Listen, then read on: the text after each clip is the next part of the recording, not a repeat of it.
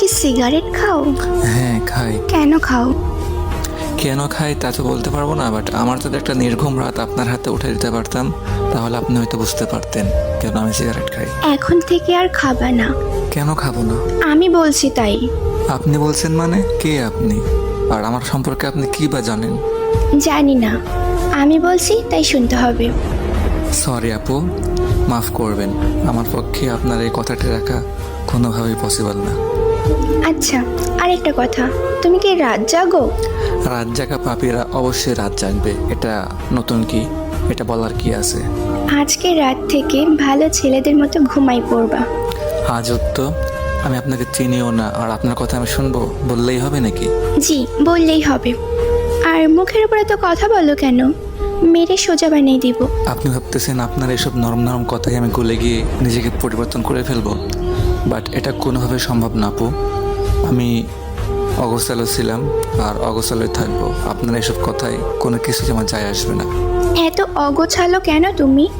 অল্প বয়সে পরিবারের দায়িত্ব কাঁধে নেওয়া, অ্যান্ড একটা মানুষকে খুব বেশি ভালোবাসার পরেও তার দেওয়া আঘাতগুলো আমাকে অগোছালো করে ফেলছে।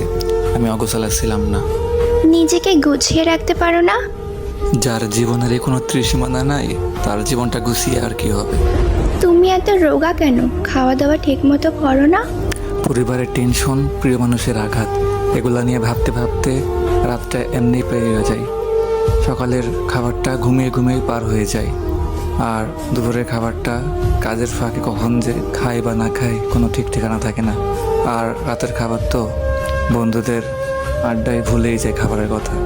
এত এলোমেলো হয়েছো কিভাবে? ওই যে বললাম না, পরিবারের টেনশন আর আপনার মতো একটা প্রিয় মানুষের আঘাত। ও আচ্ছা, আসলে তোমার জীবনের মানুষটা ভুল, এই জন্য তুমি ঠকে গেছো। হয়তো বা আপনি ঠিক বলছেন, বাট ওরে ভোলা আমার পক্ষে সম্ভব না। কিন্তু এভাবে জীবন চলে না। কালকে থেকে সকালে তুমি তাড়াতাড়ি উঠবা, উঠে ফজরের নামাজ পড়বা, দিন নাস্তা করবা, তারপর সারাদিন আমার সাথে কথা বলবা। দুপুরের খাবার জোহরের নামাজ পড়ে এসে খাবা, আর রাতের খাবার খাবা এসে নামাজের পর। এরপর থেকে রাত 12টা পর্যন্ত আমার সাথে কথা বলবা, আর তারপর লক্ষ্মী ছেলের মতো ঘুমাই পড়বা। ওকে? হাসাইলেন আপু, আপনি ভাবছেন আপনার এই দুই একটা মিষ্টি মিষ্টি কথায় আমি ইমপ্রেস হয়ে যাব? এটা কোনোভাবে সম্ভব না আপু।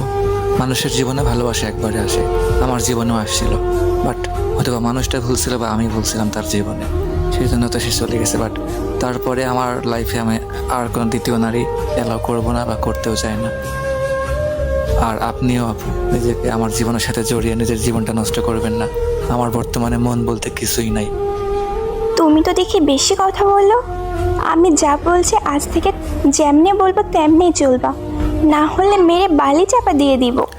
দেখেন, বালি চাপা দেওয়ার আগে নিজে আবার ব্লক লিস্টে পড়ে থাকেন না। কালকে থেকে আমার রুটিন শুরু, কোনো কিছু চলবে না। ওকে? আজও তো বললাম না পারবো না। এখন ঘুমাবো। ওকে, বাই, আল্লাহ হাফিজ।